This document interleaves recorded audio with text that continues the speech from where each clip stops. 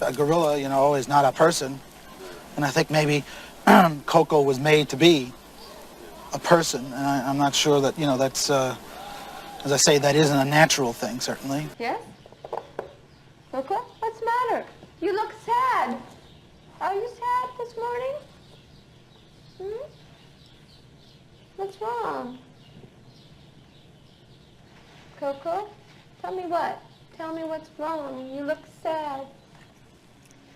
You cry? Did you cry this morning? Hi everyone, welcome back to my channel.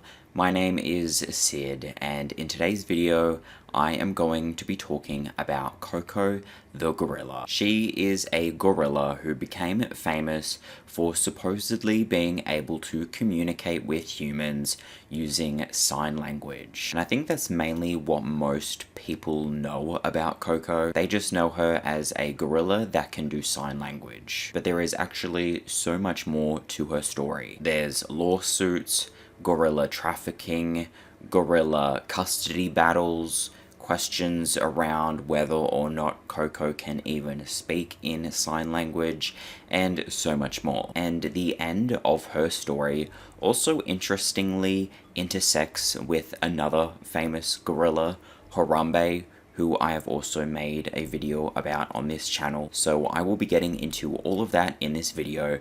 But first, I want to say a big thank you to today's sponsor, Aura. Aura is a data security app specializing in getting your data removed from data brokers. Because I'm sure everyone has received robocalls and spam emails and wondered how they got your details to begin with. They got your information because data brokers are making fortunes selling your personal info. Where Aura steps in is that they can identify these brokers exposing your info and submit opt-out requests on your behalf. Brokers are legally required to remove your information if you ask them to, but of course they don't make it easy. But Aura can make it easy because they handle all of the back and forth for you. And apps like Aura have never been more important because massive data breaches are happening all of the time. Like the National Public Data Breach compromised over 2.9 billion people's private records. And Aura doesn't just help with things like that, they also offer a bunch of other things in their one app, like parental controls, antivirus, a VPN, and so much more. It's all in the one place at one affordable price. So stop leaving yourself vulnerable to data breaches and go to my sponsor, aura.com/Sid, to get a 14-day free trial and see if any of your data has been exposed. And I just want to say a big thank you to Aura once again. Anyway, so back to Koko the gorilla. So Koko was born at the San Francisco Zoo in 1971 to mother Jackie and father Bwana. She was originally named Hanabiko, which translates to fireworks child in Japanese, because she was born on the 4th of July. She was later nicknamed to Koko by a woman named Francine Penny Patterson, who went by Penny. Penny was studying psychology at the Stanford University and was intrigued by the studies done on teaching language to chimpanzees. She had expressed interest in researching it for her PhD, and one of those people she talked to about it was a man named Carl Pripham. He too was interested in conducting some kind of experiment around teaching language to great apes, so he was invited to the San Francisco Zoo to give his proposal. And knowing that Penny was interested in that as well, he invited her to come along. It was there that she saw 3-month-old Koko in the gorilla exhibit on her mother Jackie's back. And as soon as she laid eyes on Koko, she knew that she would make a perfect candidate for a sign language study she had been wanting to do. But when she suggested the idea to the zoo director, he shot it down. In Penny's book, The Education of Koko, she wrote that the zoo director said that the purpose of a zoo was to breed endangered species and to separate a 3-month-old gorilla from her mother wouldn't advance that goal. But Penny hoped to still get her hands on Koko at some point. But for a while, it didn't seem like that was going to be a possibility at all. In December of 1971, Koko was not doing well. There was an outbreak of Shigella in the gorilla exhibit, which led her to become dehydrated, have diarrhea, become malnourished, lose her hair, and have to be removed from her mother. She had to be hospitalized for a few days, and then spent a couple of weeks at the zoo director's house, and then spent 6 months at a zookeeper's house. After that, she was put on public display in the nursery of the children's zoo. When all of that was happening, Penny just so happened to be visiting the zoo in mid-1972 to do a study on gibbons. And it was then that she was informed of what happened to Koko. So since Koko was no longer with her mother, she once again asked the zoo director if she could do her sign language study. At that time, he agreed to let her do it. The very next day, she was in with Koko, trying to teach her sign language. She quickly started to have success with Koko. In a few weeks, her first successful signs were drink, eat, and more. At first, I think it was almost like, oh, if I do this, then they give me stuff. That was what she got out of it initially. What I didn't know then was that gorillas already have their own gestural system that I was just building on or discovering, depending on the way you looked at it. But because gorilla hands were different than human hands, she had to adapt certain signs to become her own. You can see this is an imprint here of Koko's father's hand, but his thumb is only about as big as mine. When you try to make some of the signs in American Sign Language with a teeny little thumb, it's impossible. This is a K, and the way people do it is, this is Koko. She usually doesn't make the K because there's that thumb thing again, right? She can't reach this one too well, so she usually just does this. And this sign language study was embraced by the zoo because Penny was also viewed as someone voluntarily caring for Koko while also conducting a seemingly harmless study. Penny's original plan was to see how far it would go and then move on from it. My initial expectation was that I would work with her about 4 years and then I would get my degree and move on. The manager of the children's zoo believed they should wait 3 years before allowing Koko to be with the other gorillas, so it worked out well. They would have someone caring for Koko free of charge for the duration of time they needed to keep her isolated, and Penny could conduct her experiment. It was a win-win for both sides. But soon into it, she realized she would be in Koko's life a lot longer than she first expected. Was there a point when you realized I'm going to be doing this for the rest of my life? Yeah, it was like a few days in. Just a few months after caring for Koko and conducting her experiments, she made a move to make things more permanent. She was having concerns that visitors to the zoo would be interfering with Koko's learning, so she made a move to get Koko removed off of public display. The zoo director was actually open to this and went shopping with Penny to try and find a trailer for Koko to live in. They bought one and placed it on zoo grounds, but Koko did not like living in it, so she remained in the children's zoo, but that was until 1973 when a zoo visitor knocked on the glass of where Koko was being kept, and Koko knocked back and broke the glass, so she had to be moved permanently into the trailer. Then the next year, Penny was given permission to move Koko to the Stanford University. By the time 1976 came around, Penny's studies should have been coming to an end, and her agreement with the San Francisco Zoo was to return Koko. But she did not want to. Her relationship had become like mother and a daughter relationship, and it was a bond she didn't feel she could break. But what I came to realize is that there was an obligation and a bond that I could not ignore. And an emotional bond had been formed, just like between a mother and child. And you can't just sever that bond without extreme consequences on both sides. It's my feeling that if Koko was taken away from her friends on the project and thrown into a cage with other gorillas, or even alone, that she probably would have just gone into a deep depression, stopped eating, and most likely have died. The San Francisco Zoo threatened to call the police to retrieve Koko. They wanted her back for breeding purposes. And while Penny did intend to try and breed Koko at some point, she wasn't going to let that happen at a zoo. At the time, zoos were far from an ideal place for gorillas. The cages they lived in were the opposite of how they lived in the wild, and zoos just didn't know what the optimal care for gorillas was. That's one of the things that really hits home. It's what an injustice we're doing to them.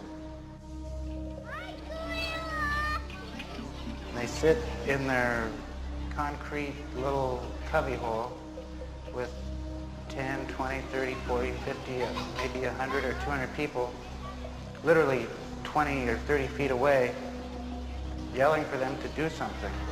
There's nothing that they can do. We do put food out for them, but they really consume that food in a very short period of time. And once they've done that, there's nothing left but for them to sit in a very sterile, boring environment pressed right up against the public. And these inadequate conditions were reflected in the lifespan of gorillas in zoos. Koko long outlived all of her relatives she left behind at the San Francisco Zoo. Her mother Jackie died of pneumonia, her father Bwana died, but it wasn't disclosed how. Her brother Makubwa died during a lung operation. One of her brothers, Kwanzaa Moja, died from pneumonia, and her other half-brother Sunshine died of heart disease. And heart disease is a pretty common way that male gorillas die. To this day, it is not fully understood why, but Penny does have an idea. In the 80s, it was discovered that male gorillas were prone to cardiomyopathy and females not. And what we know about gorillas is that the dominant male is responsible for his family in all ways. The females don't really have the care in the world, have a baby, they take care of the baby. But it was brought up at the meetings at that time is that the male gorillas cannot protect their family. They cannot move that family away from hordes of humans and abusive knocking and throwing things and even insults. And they do understand when they're being mocked. So that it seems that zoos should take that into consideration, if for nothing else, the health of the male gorillas, that they don't die younger from cardiomyopathy. And Koko's mother was actually initially believed to be a male gorilla. The San Fran Zoo purchased Koko's mother Jackie from the Brookfield Zoo, and for many years both zoos thought that Jackie was a male, and she was originally named Jacob. So gorillas were a big mystery for zoos for a long time. Overall, Penny just believed that she would be better off in her care. But there could have been an argument that as soon as she could be returned to her mom and dad, she should have been. But then there are arguments that's an artificial environment. The zoo is an artificial environment, and my caretaking, in some sense, was superior. So I can see both sides. She did not want the zoo to take Koko away from her, and so the zoo director at the time, which was a different director from the one who initially approved of her study, entertained some negotiations. They agreed that if Penny was able to give the zoo another female gorilla, they would let her keep Koko. And that was obviously a problem, because how was Penny ever going to get another female gorilla? it was very unlikely that another zoo would give up a female gorilla for her. She did try to further legitimize what she was doing with Koko by starting a non-profit called the Gorilla Foundation. It was started by Penny, her partner Ronald Cohn, and a woman named Barbara Hiller. It is an organization to research gorillas and attempt to secure a future for them in captivity and in the wild. But the attempt of becoming a seemingly legit gorilla sanctuary didn't interest any other zoos. So Penny came to a point where she was willing to do whatever it took to keep Koko. The maternal instincts kick in and, not on your life. When something's important, I do what it takes to make it happen. And this was probably the most important thing in my life. In the midst of all of this, a documentary called Koko, a Talking Gorilla by Barbe Schroeder was being filmed. Koko, the talking gorilla, was starting to be known all over the world, so a documentary was being done on her. And it was actually the director of this documentary, Barbe, who put Penny in touch with an animal dealer in Vienna, Austria. This animal dealer had an infant, female and male gorilla. The dealer told Penny the two gorillas had been orphaned in Cameroon, Africa, because the parents were eaten. But to Penny, it didn't matter how these gorillas came to be, because they were the solution to her problem. She could give the female gorilla to the San Francisco Zoo, and she could keep the male one to be a mate for Koko. The dealer wanted $28,000 for the two of them. Penny and her partner were able to contribute $7,000 of their own money towards that amount, but the rest of the funds were raised through donations to the Gorilla Foundation. Then the two infant gorillas arrived in the United States on September 9th, 1976. The male's name was King Kong, and the female's name was BB, which was short for Bridget Bardot. King Kong was renamed to Michael, and BB unfortunately died shortly after arriving from pneumonia. So Penny no longer had a female gorilla to give to the San Fran Zoo and was basically back at square one. Not only that, but it was soon discovered that Michael and BB were brought into the country illegally. The International Primate Protection League are a non-profit committed to protecting primates from smugglers, lab research, and other exploitative industries. And they did some investigation into the two gorillas Penny brought in. In a newsletter, they said that this animal dealer had a long history of trafficking infant gorillas, and that Michael and BB did not have import licenses. The reason they needed import licenses was because this was 1976 and Michael and BB were protected by the Endangered Species Act, which came into play on December 28th, 1973. The only way they would be allowed to enter the United States without permits was if they were captured before the Endangered Species Act was enacted. So if they were caught before December 28th, 1973, then they could enter the country without any sort of permit. But the International Primate Protection League worked out the timeline and things weren't adding up. From the time they were supposedly captured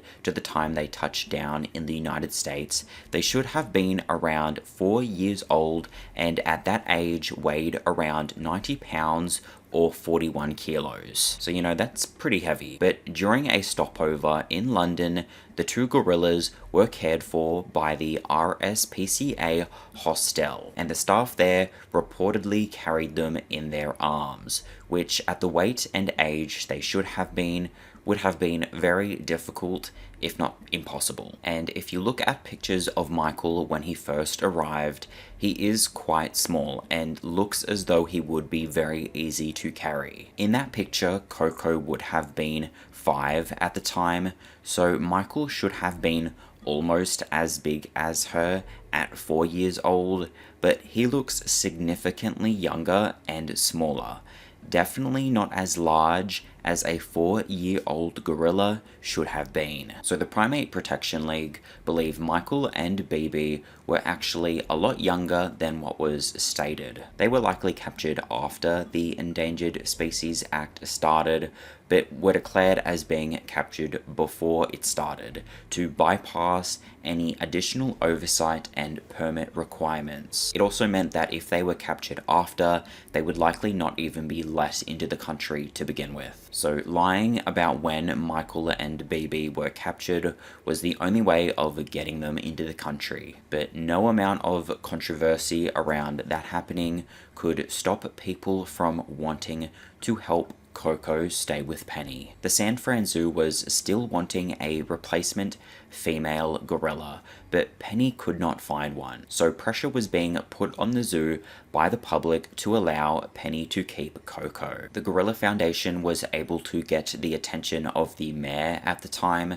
George Moscone, and he sided with Penny and asked the zoo to allow Penny to outright buy Koko. That was when the zoo director gave Penny the offer of purchasing Koko for $12,500. She wrote in her book that the zoo director said that it was this pressure from above that allowed her to purchase Koko. The zoo director also had concerns that it would tarnish the zoo's reputation if he didn't allow Koko and Penny to stay together.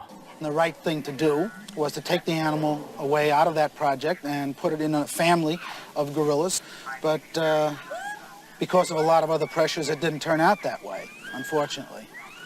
Because the media made it a sort of a cause célèbre, so to speak, and it was very difficult for me and for the zoo to do anything without looking like a real bad guy. After that, Penny raised enough money to purchase Koko through donations to the Gorilla Foundation and doing other things through the media. The Gorilla Foundation was paid $750 for Koko to take a selfie of herself for the front cover of National Geographic. So it wasn't long before Penny completely owned Koko and didn't have to worry about the zoo taking her away from her. Even though the battle over Koko had settled down, things were far from settled when it came to Koko and the new gorilla, Michael. Koko wrestled with him to assert dominance, and they were just very rambunctious with each other. But in between those moments, Penny was able to start teaching him sign language. And after 12 months,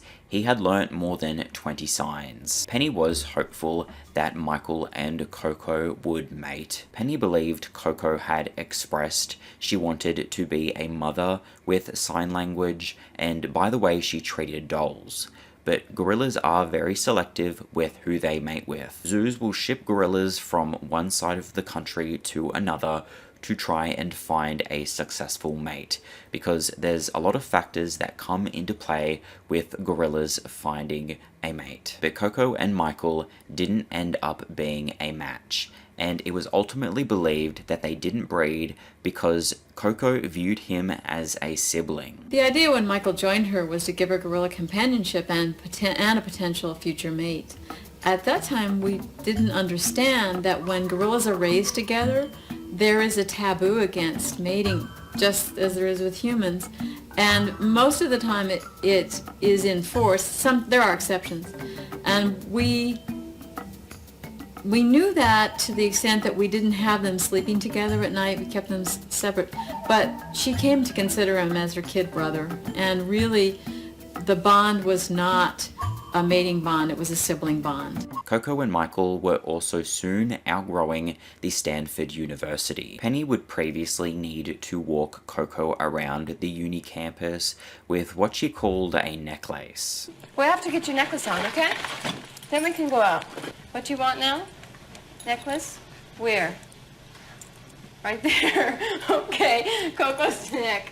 Yes, we put it on. So in order to expand and grow the Gorilla Foundation, they moved from the Stanford Uni to the forested highlands of Woodside, California. Koko and Michael had been living in a trailer on separate ends, and they brought that trailer with them. But through donations made to the Gorilla Foundation, outdoor enclosures with separate indoor living areas were able to be constructed. And throughout this time, there were a number of employees and volunteers helping to look after Koko and Michael. Koko's catalog of sign language words also continued to grow. He was seemingly able to communicate how he came into captivity. But he also told us many times, with not just me, but Barbara Weller documented him talking about what happened to his mother. Basically, Barbara Weller asked Michael, "Tell me about your mother."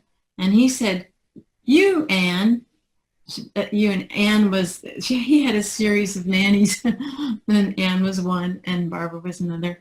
And she said, no, tell me about your gorilla mother. And he launched into this narrative that he repeated with me once or twice, and with her once or twice. And we captured it on film when he was older. And he basically he invented signs to describe loud noise and then cut neck. And he went through, we have this on video, maybe we can show that, a series of things about describing her murder and possibly butchering. When asked about his mother, Michael told Penny a very disturbing story. He signed noise, trouble, and cut neck.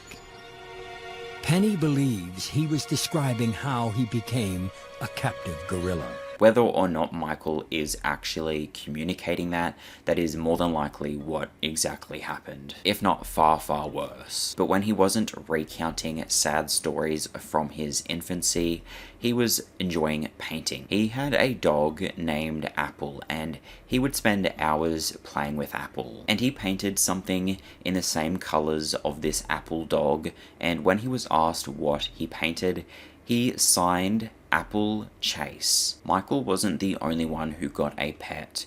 Koko also got many. In 1983, at the age of 12, Penny said that Koko asked for a cat for Christmas. So for her birthday, the next year, they let her pick out a kitten from an abandoned litter. Koko picked a grey kitten and named him All Ball. She called him All Ball because to her the cat looked like a little ball. Koko and her kitten became a pretty big thing all over the world, and it inspired Penny to write a book called Koko's Kitten. 10,000 copies of this book were sent to Africa in both English and French translation in the year 2000. They were disseminated among schools and communities and became a part of the teaching curricula there. Penny's goal in doing that was to get people in these areas to view gorillas with empathy and not as a food source. And it actually did work. The book was read to a man named Joseph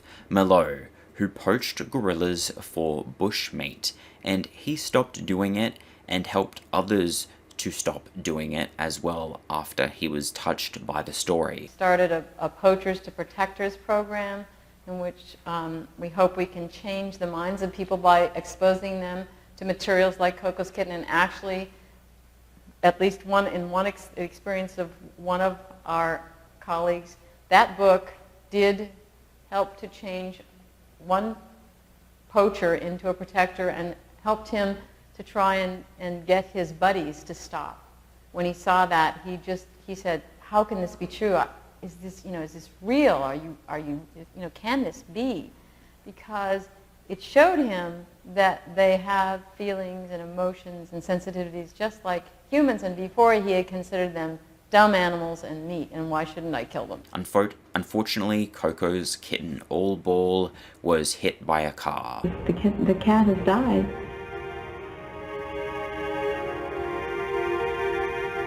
Was that Koko would grieve for that cat, that she would cry when she heard the news, and that even today after, let's see, it was 1985, 84, actually the end of 84, if she sees a kitten that looks like All Ball in a picture, she will sit there and stare at it and sign cry, sad, frown.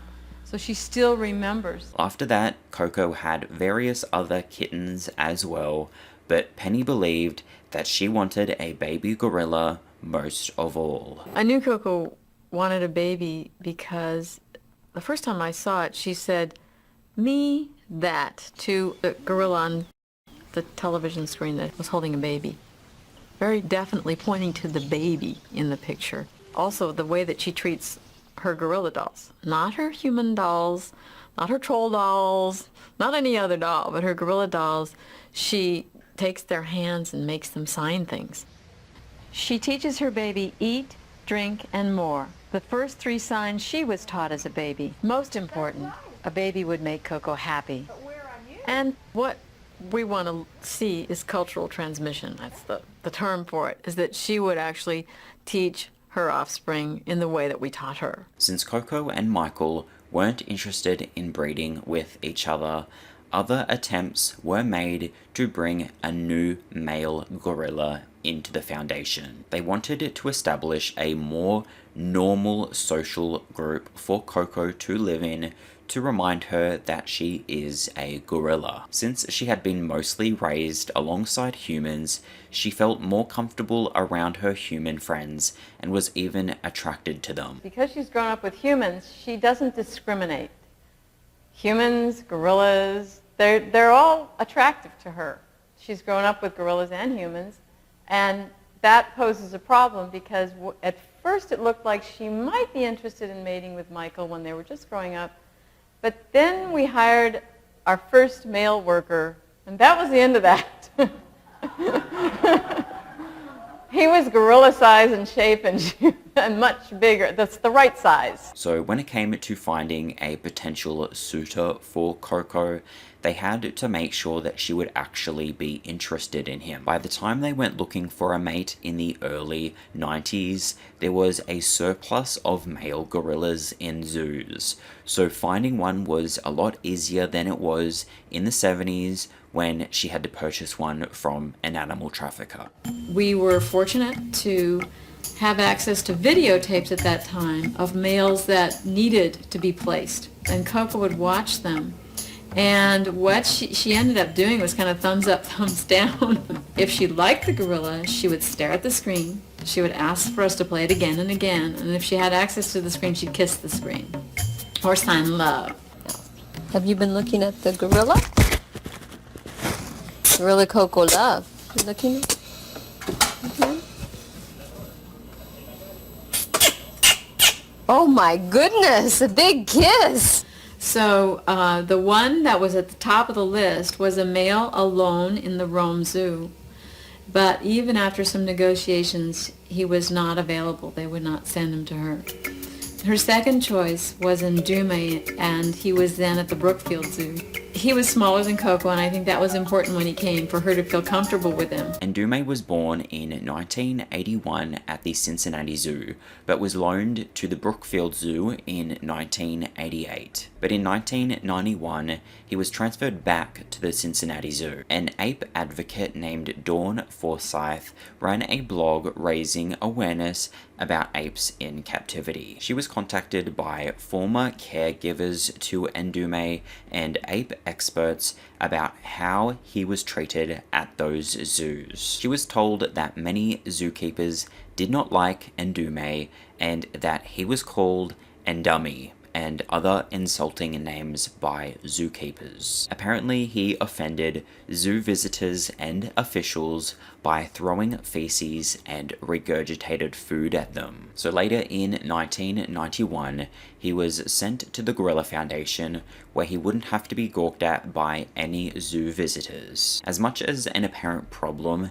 Ndume was to the Cincinnati Zoo, they did have one condition in allowing him to go to the Gorilla Foundation. That one condition was that he was not to be taught sign language. Ndume, who was Koko's intended mate, came to us from a zoo, and they were afraid if we taught him sign language that if he ever had to go back, he would be very frustrated.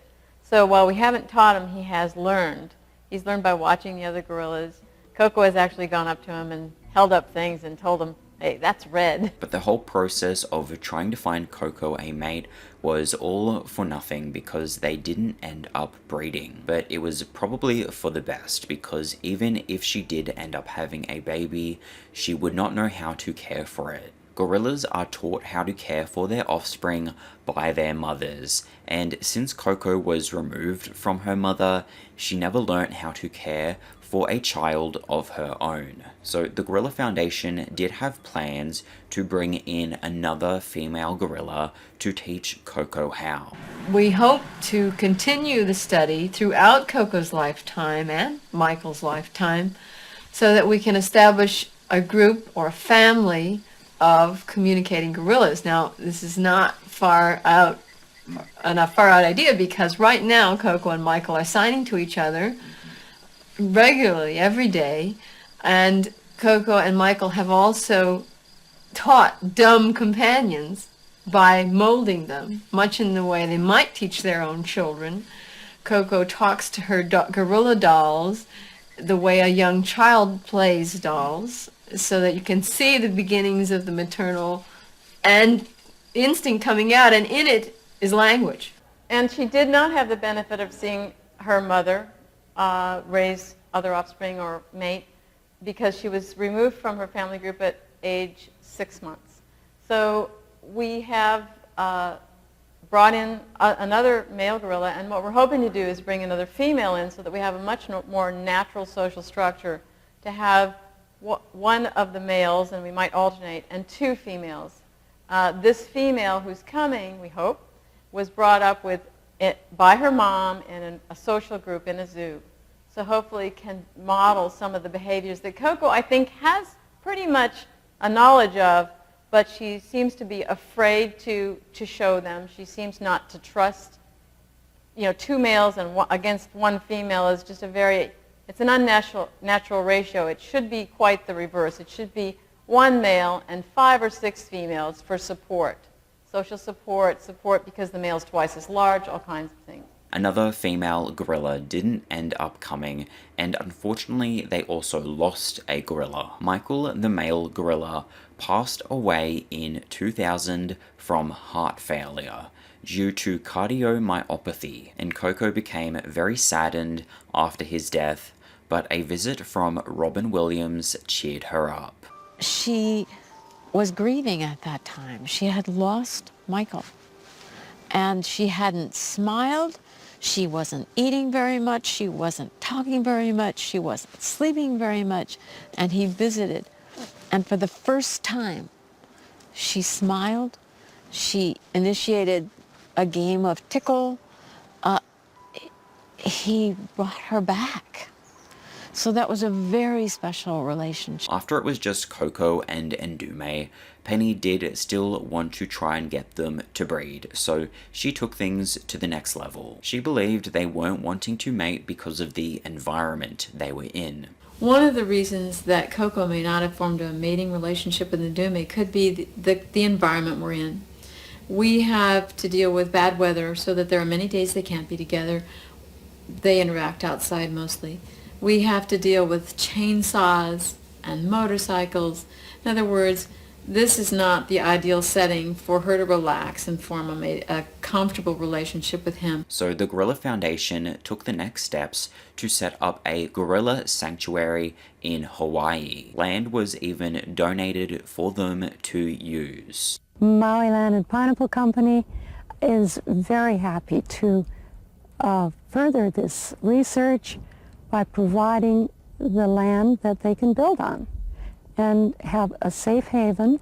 The goal of having them move here is for Koko to have her baby, and she's very anxious to have a baby, and so is everybody else, because they expect that she will teach the baby how to do sign language, just as she has tried with kittens and toy gorillas. And we think that having her here with Ndume, her mate, in a natural environment will be very conducive to her having a baby. The preserve compound will include a research center housing for the scientists and research staff who need to monitor the gorillas 24 hours a day, 7 days a week, year-round, support facilities,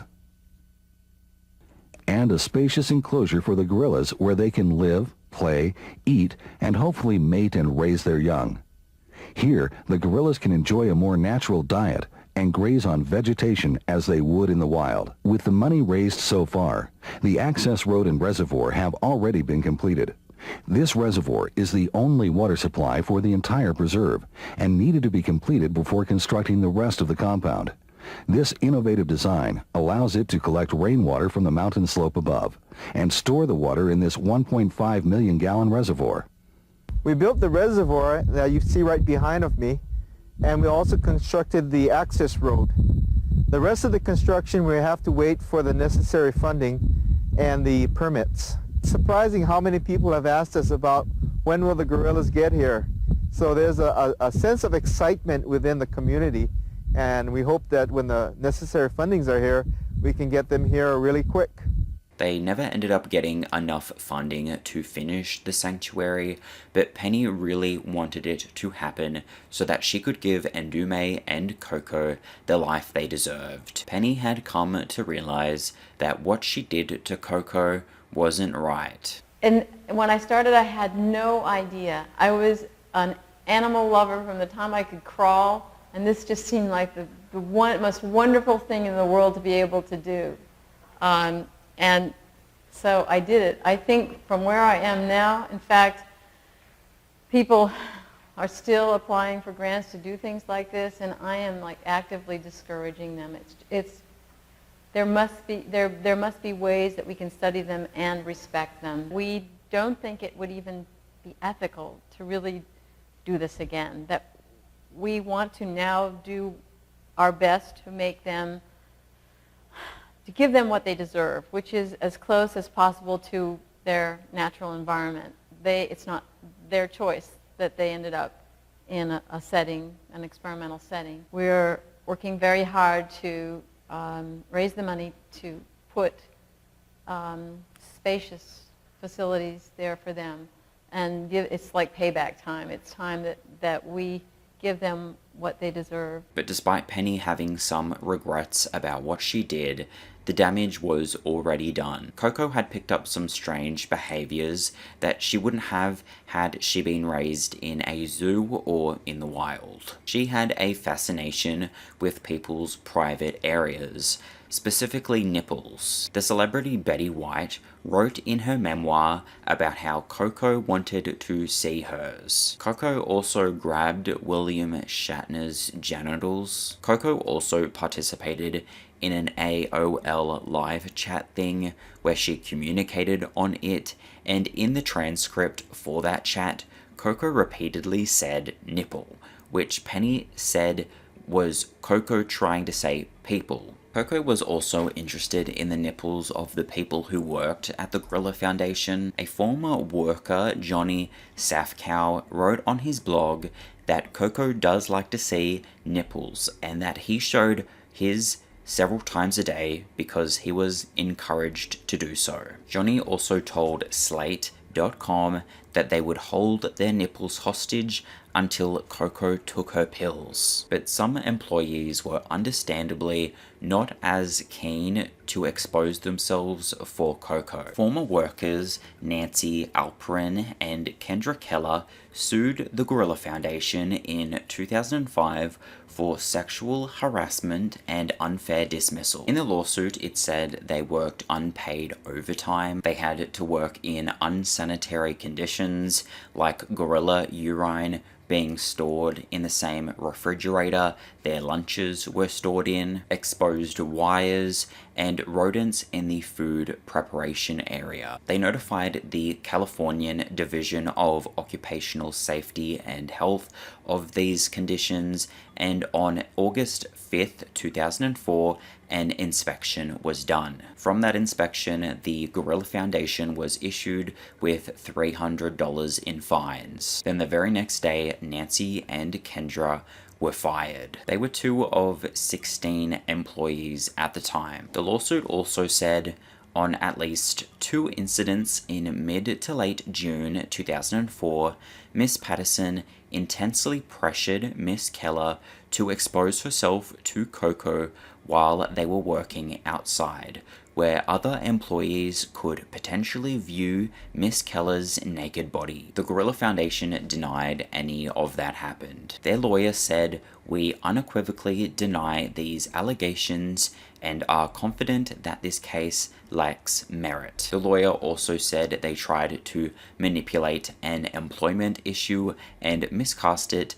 purely for publicity purposes. Nancy was seeking over $700,000 in damages, and Kendra was asking for almost $400,000. We don't know what the outcome was because they settled outside of court for an undisclosed amount. They weren't the only workers speaking out, but other ones spoke out against what it was like for the gorillas living there. But in order for people to work for the Gorilla Foundation, they had to sign non-disclosure agreements. So many people chose to share their experiences under aliases to the press. But there was one worker, Johnny Safkow, who signed an NDA but didn't care and shared how he felt on his website. He talked about the gorillas' living conditions, saying that the enclosures consisted of 3 dated trailers attached to a depressing outdoor area where they could never hang out with each other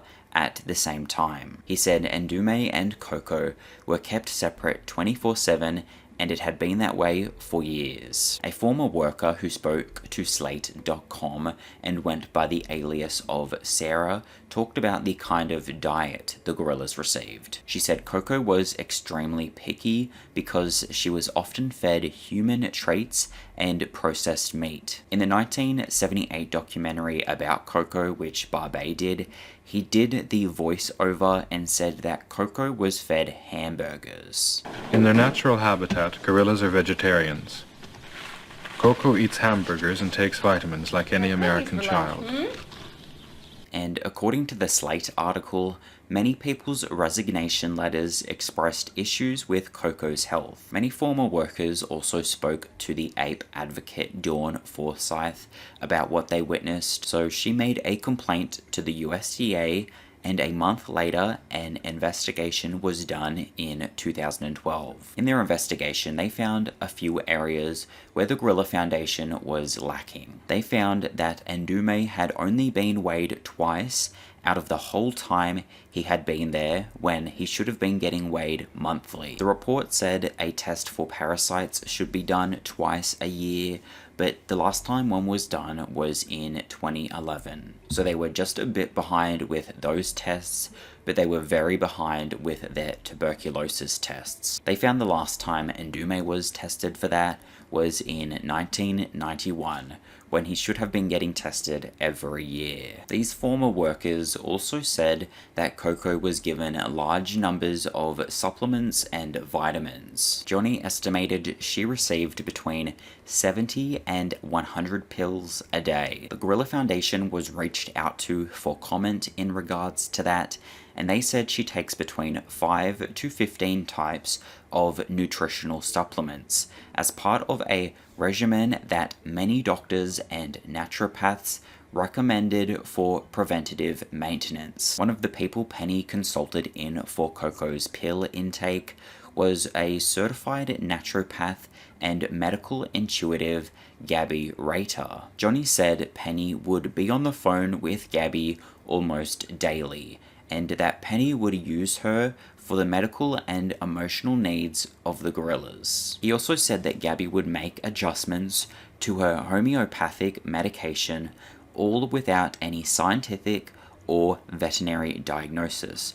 recommending that treatment. In a 2017 USDA report, it said that the Gorilla Foundation refused to follow its own veterinarian's instructions for Koko, who was lethargic, depressed, and suffering inappetence, muscle atrophy, and unexplained episodes of twitching and stupor. They also failed to have Koko examined by a veterinarian after her legs stopped functioning, the functioning of her left arm was reduced, and she was lethargic, barely moving, and not eating. So things got pretty serious. And to make things worse, the gorillas were living like this for a potentially unsuccessful sign language study. Sure, she could make versions of some signs, which is an achievement in and of itself, but scientists and language experts disputed whether or not she could actually communicate with the signs. Some believed she was just imitating Penny. Bad for your teeth. See? Teeth? Bad for your teeth. Ben Koko signs teeth. And others believed she was being coerced into saying the correct sign. Part of the problem was Patterson kept enabling Koko. She would ask Koko, what do you call this thing? And Koko would come up with a completely wrong sign, and Patterson would say, oh, stop kidding around. And then Patterson would show show her the next one, and Koko would get it completely wrong, and Patterson would say, oh, you funny gorilla. And I'm really serious, and I mean it this time. And so when he gets it wrong again, and oh, Koko is being so ironic these days. What? This is something I'm going to get into depth in a separate video, but regardless, the belief she could talk did raise a lot of awareness about great apes. It's just a shame that the Hawaii Preserve never got built, and Koko had to be living this way until she died in her sleep on June 19th, 2018 at 46 years old. And then that left Ndume completely alone at the Gorilla Foundation. But they did agree to a revised loan agreement in 2015 that said once Koko died, Ndume would be transferred to a zoo accredited by the Association of Zoos and Aquariums. This legal agreement from 2015 shows a signed clause that upon her death, he'll be placed in an institution recommended by the AZA, Association of Zoos and Aquariums. But when the time came, the Gorilla Foundation did not want Ndume to go anywhere. And for a long time, the Cincinnati Zoo didn't want him to go back to them. Primate advocates had been trying to get Ndume back to the Cincinnati Zoo long before Koko died, but they weren't ever interested in having him back. The zoo would receive complaints about how he was living, and they would sometimes go and check up on him, but they would never take action to improve his situation. The difference between previous times and after Koko died was that they now had space for a new silverback gorilla. In 2016, at the Cincinnati Zoo, a male gorilla named Harambe was shot and killed when a child fell into his enclosure. So that opened up a spot for a new gorilla, and the Cincinnati Zoo wanted to fill that spot. But the Gorilla Foundation put up a fight to not let them fill that spot with Ndume. For a number of reasons, they believed it wouldn't be in the best interest for him to go back to the zoo. The foundation argued they know what's best for Ndume, who they've cared for 27 years, and say due to a medical condition, the move could kill the geriatric gorilla. In a letter, the Gorilla Foundation says due to Ndume's age and personality, there's, quote, a significant probability that proceeding down the path proposed by the AZA may kill Ndume. How gorillas lived at the Gorilla Foundation versus at zoos. So at the Gorilla Foundation, they were given a lot of autonomy, a lot of choice built into their days. So they could determine if they wanted to be inside or outside, if they wanted to play or just rest peacefully. And it's not like that at a zoo. So generally their days are pretty well managed by the staff, so they don't have a lot of choice. Another difference at the Gorilla Foundation is there's no visitors. And as Ian said, gorillas are generally shy. And so having people come and look at them is hard for some of them. So, and Ndume especially, he did not like having people come look at him. So, you know, it's a big change, a big transition for him. And apparently when Ndume overheard the conversation about him going back to the zoo, he started crying for hours. In a statement, the Gorilla Foundation said that Ndume has a medical condition that could flare up due to stress, and that he hasn't been in a zoo since he was 10. At that age, he was agitated by zoo patrons and routinely threw his feces. So with the Gorilla Foundation refusing to give Ndume back, the Cincinnati Zoo had to sue. And of course, the foundation attempted to block that lawsuit. And now, a pair of law firms working on behalf of the California-based Gorilla Foundation have filed a federal lawsuit seeking to block the Cincinnati Zoo from reclaiming Ndume. But the animal rights group PETA even got their legal team involved to side with the Cincinnati Zoo. They submitted an amicus curiae, which is basically an offer of information, expertise, or insight to assist the court to make their decision on whether or not Ndume should stay at the foundation. And a member of their legal counsel also participated in news interviews talking about what would be best for Ndume. The Gorilla Foundation, most notably, is notorious for its failure to comply with even the most minimal animal welfare standards. It has faced 3 separate enforcement actions by the U.S. Department of Agriculture for failing to even maintain its facilities, including the trailer that Ndume is held in. And ultimately, Ndume had to be sent back to the Cincinnati Zoo. There he was placed with the same female group that Harambe once resided with. And that was pretty much it for the gorillas that the Gorilla Foundation had. Nowadays, they still help raise awareness about gorillas in the wild through their various programs they have set up. But anyways, that is pretty much everything for this video. Thank you so much for watching, and let's take a moment of silence for all of the gorillas who suffered at the Gorilla Foundation. And I will see you in my next video.